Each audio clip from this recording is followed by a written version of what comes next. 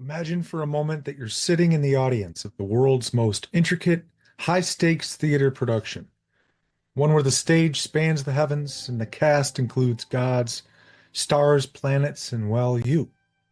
From the moment you were born, you've been watching a show scripted by the cosmos itself, a performance that plays out every day right above your head. The plot, life, death, rebirth, and everything in between. The twist? The real story has been hidden in plain sight, masked by myth and religion, all while we sit back and take it at face value.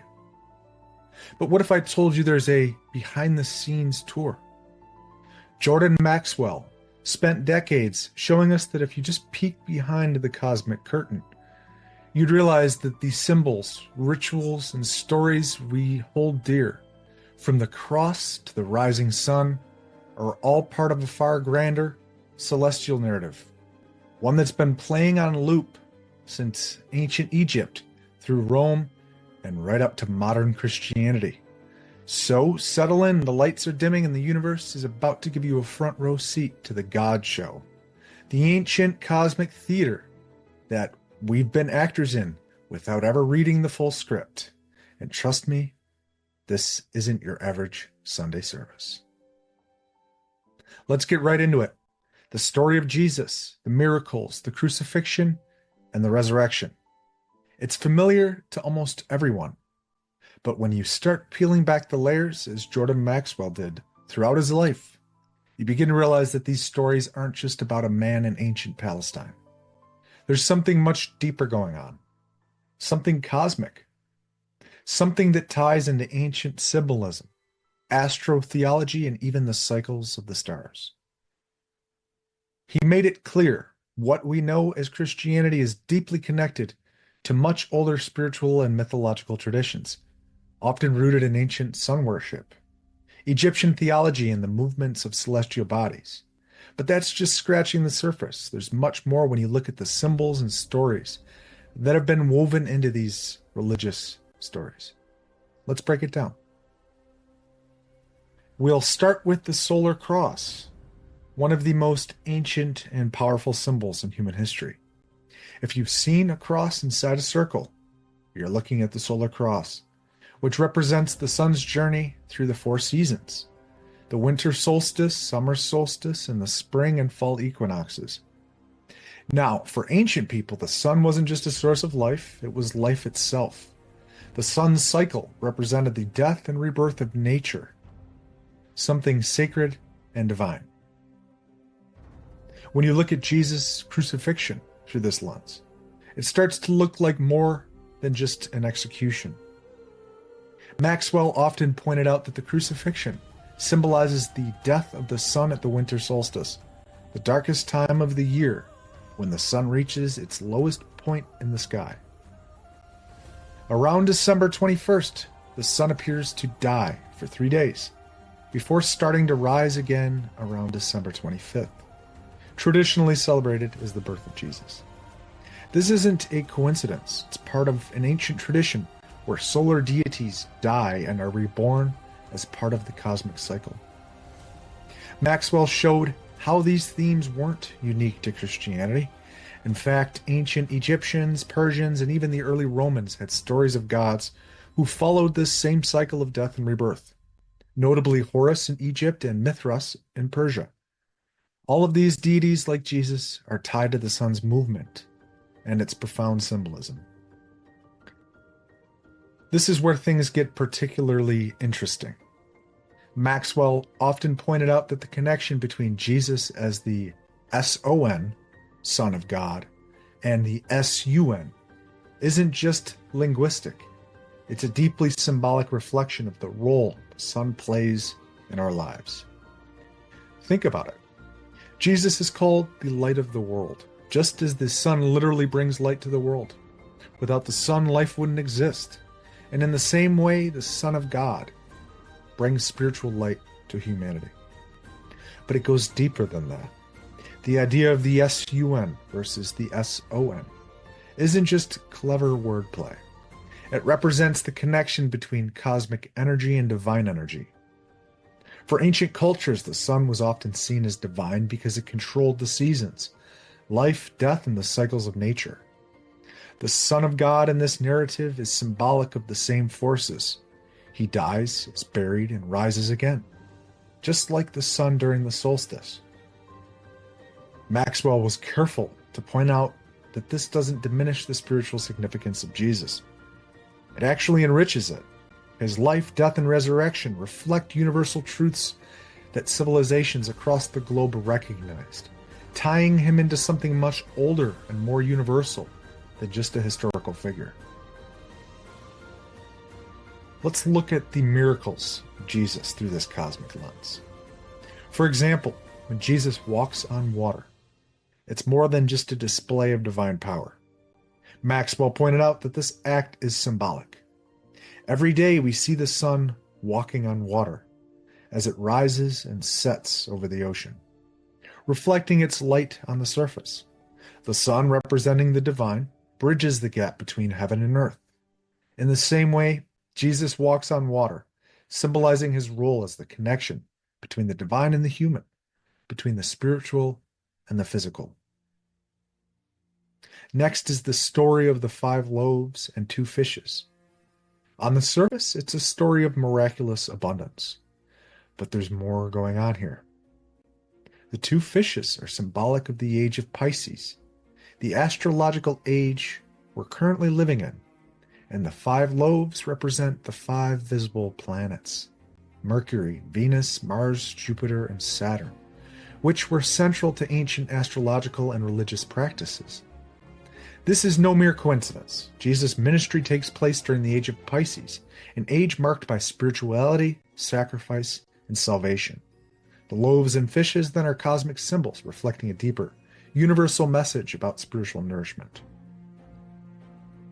One of the more mind-blowing aspects of Maxwell's work is how he connects these stories to the broader cycles of astrological ages. These ages, Taurus, Pisces, Aquarius, and so on, last for roughly 2,150 years, and each are part of a greater 26,000-year cycle known as the precession of the equinoxes. These ages aren't just arbitrary, they represent shifts in human consciousness, spirituality, and society. The age of Taurus, from 4300 to 2150 BCE, was marked by the worship of bulls and fertility. Cultures like the Egyptians and Mesopotamians venerated the bull, a symbol of strength and fertility, which is why we see the bull imagery in early religious texts. The golden calf that the Israelites worshipped in the Bible was a remnant of this Taurian age, a time when the bull symbolized divine power. When Moses destroyed the golden calf, it symbolized a rejection of the old age and the ushering in of a new spiritual order. The age of Pisces, which we're still in, began around 1 AD and is symbolized by the fish, a key symbol in Christianity. Pisces is about compassion, sacrifice, and spirituality, which aligns perfectly with the story of Jesus, who called himself a fisher of men and whose followers used the fish as a secret symbol. Maxwell emphasized how Jesus' life and teachings reflect the Piscean values of spiritual enlightenment and the promise of salvation through sacrifice. The age of Aquarius, which we are transitioning into, is often seen as a time of knowledge, awakening, and collective consciousness. The water bearer of Aquarius isn't pouring out literal water, but rather knowledge and spiritual truth, bringing humanity into a new age of understanding. According to Maxwell, the coming of Aquarius will mark a shift away from the spiritual self-sacrifice of Pisces and into a time of intellectual and spiritual awakening. These astrological ages show how human consciousness evolves over millennia, and Jesus' story in this context isn't just about one man. It's a cosmic shift in how humanity relates to the divine. A significant part of his work focused on the Egyptian influence on Christianity. He often said that if you want to understand where Christianity came from, you have to look at ancient Egypt. The stories of Osiris, Isis, and Horus, especially the death and resurrection of Horus, mirror the story of Jesus in uncanny ways. For instance, Horus, the Egyptian sun god, was said to be born of a virgin, his mother Isis, and was considered the savior of his people. His life was marked by a constant struggle with the forces of darkness, in this case his uncle Set. Much like Jesus' battle with evil, and just like Jesus, Horus was a symbol of light, often depicted with a halo or sun disk over his head, representing the sun's power and divine presence. Maxwell pointed out that the Egyptian influence doesn't stop at the story of Horus. It's present in many Christian symbols. The halo around Jesus' head in religious art. That's a direct nod to the sun disk that appears behind the heads of Egyptian gods.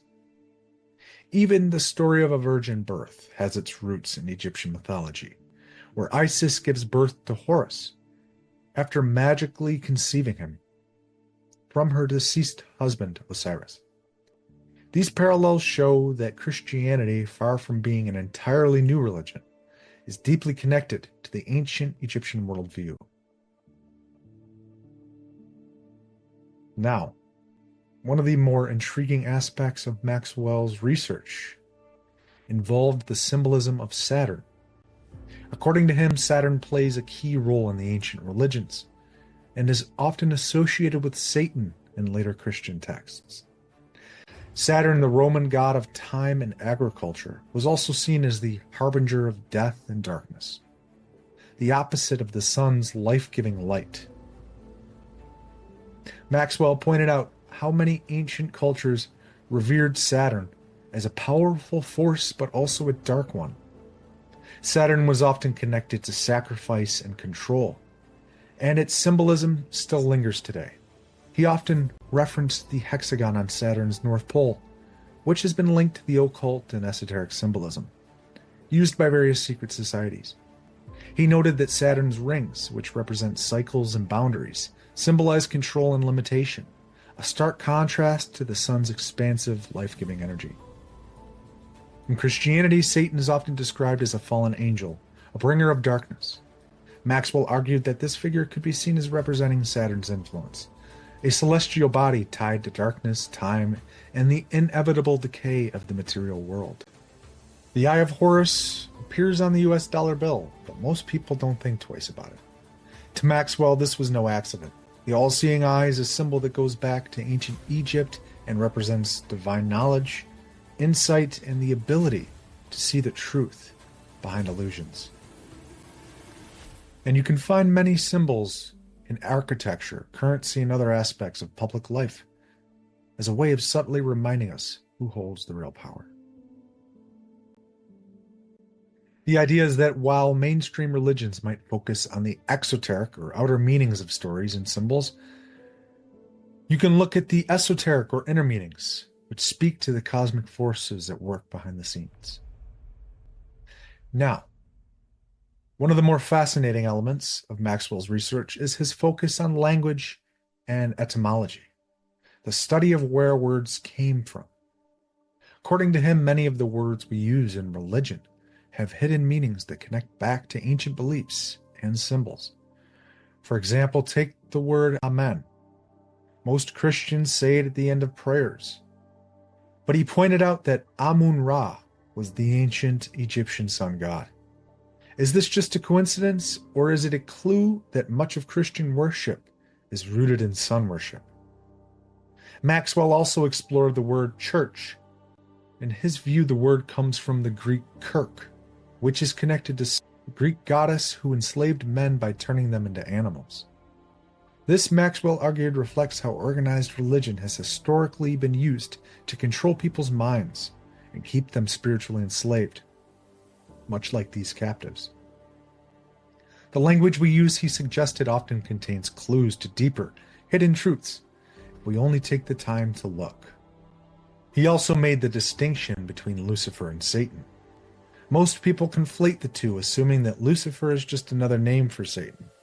But Maxwell, drawing from ancient texts and symbolism, suggested that Lucifer is not actually the devil.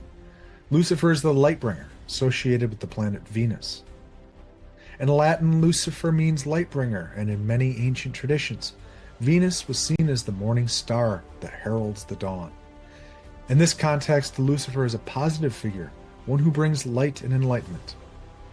It's only in later Christian interpretations that Lucifer became synonymous with the fallen angel cast out of heaven. Maxwell believed that this was a misunderstanding of the original symbolism. Satan, on the other hand, represents the forces of darkness, tied to Saturn, as we discussed earlier, the material world, and the limitations of human potential. Now, this distinction between Lucifer, the light-bringer, and Satan, the adversary, is crucial for understanding how ancient cultures viewed the balance between light and darkness, or good and evil.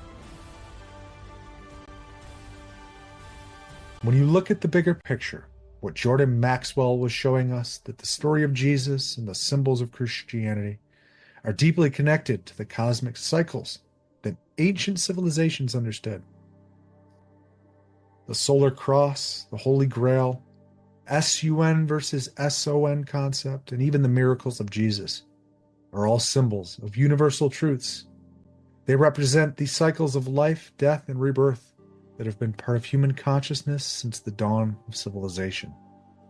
And beyond that, Maxwell uncovered the hidden meanings behind the language we use, the symbols we see every day, often without realizing, and the role we play in unveiling this knowledge.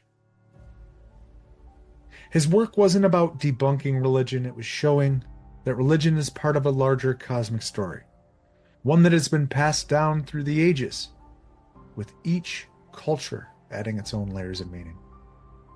In the end, the story of Jesus is both personal and cosmic.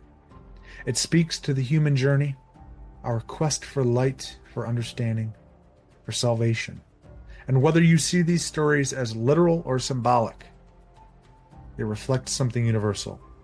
Our connection to the sun, the stars, and the divine cycles that shape all of existence. Humanfluence out.